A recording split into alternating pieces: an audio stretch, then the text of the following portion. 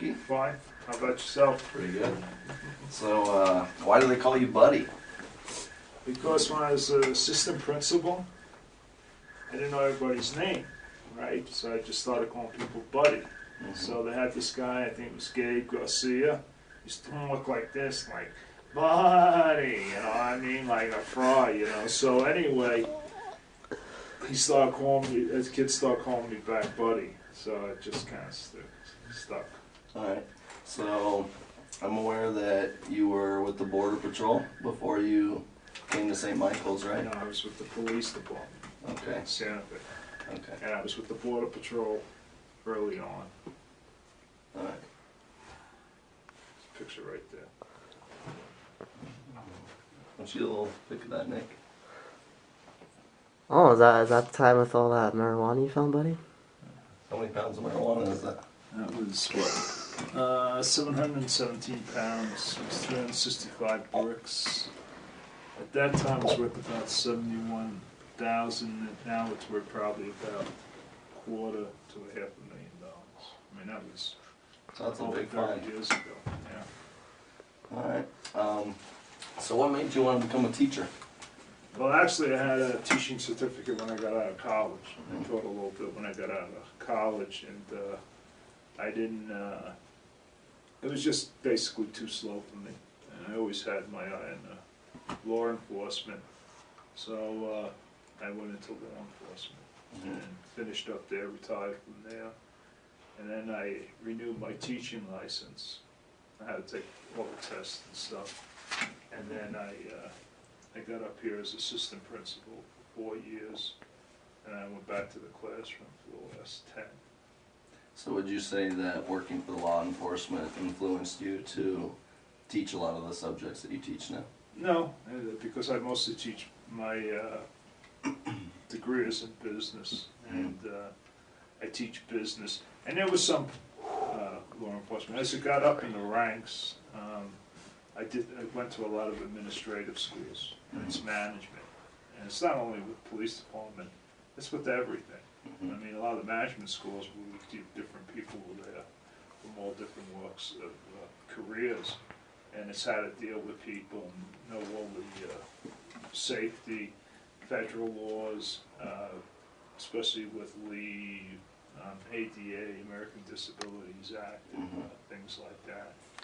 And when I came up here, I was an administrator, and I just got tired of being an administrator. I wanted to go back to teaching, and I enjoy it. And I also teach religion because when I graduated, I had like a minor in religion.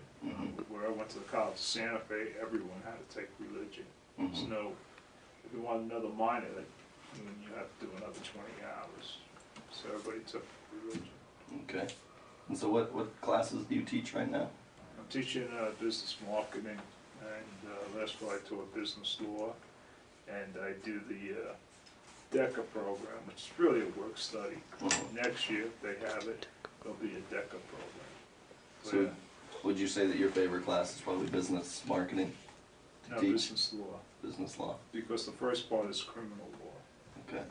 And I like that. So that's your biggest Yeah, background? and then we tell war stories and things like that. No, but why is movies doing well? Actually, in the movie industry, I think they're up like 10% from last January. Okay, are the movies that good right now? No. No. Oh, but why are people going to it? Alright. And so, your wife, Mary Jean, works here. Yeah. How was it being able to work with your wife? It's all right. It has challenges. I don't know if I could have done it in my 30s because I've been married to her like 30. It'll be 38 years in August. But now it's not bad. It was more difficult when I was assistant principal, and also my son was here too. And that was a little difficult. But besides that, it doesn't really bother me because if we're upset with each other or something's going on, which we don't have that much now, but she's on one end of the building and I'm on the other end. So basically, unless I go back and see her, I don't even see her. You know. Alright. You know, maybe she wants it that way. Alright, so buddy, I got one more question for you. Okay. What's the whole zero The whole zero thing is what we call a participation conduct grade, which I have in every class. So, you know, you get 1 0, you know, you're late, like you would get when you're at a dress code right now, your shirt's not tucked So I have in, a so that'd be 0. 1. That comes right off the top of your grade. Yeah. So, I mean, and that usually wakes people up. And it's the same thing in my DECA, right? If kids walk in to check out, they're at dress code, I give them a 0. And you're late, it's a 0. I give you 1. You know, 1 L, and you get a 0. Second time, then you get the double 0. Triple, and then we skip to the Olympic moment. You know what the Olympic moment is? You know, 5 circles. Yeah. You ever see the Olympic? Yeah. That's an Olympic moment. Usually when you get an Olympic moment, you usually get the boot. Boot means get out of the You're class, and then you don't get back till mom or dad or guardian or whoever, you know, Yeah. comes up and So it just kind of keeps kids in line. we have a little sit down, because, you know, I honestly feel that the discipline here is kind of weak, very weak. It's not enforced, yes, there you go, weak. And, you know, it was a lot different. But I understand things change. So, you know, I'm flexible, but in my class, we'll follow the rules. Right. You know, okay, so that's where the zeros come from, and believe me, some people don't get their full grade, like you might have a B, like an 82, but you got 3 zeros, that's a 79, get a C, and that kills a lot of people in A's. Like if you forget your book, it's a 0. Yeah. If you're talking, or you don't even know when your place is when I call you, it's a 0. It's great fun, everybody loves it, except when you get one. Yeah. It's like years ago when I went to Catholic school, the nuns used to beat you up.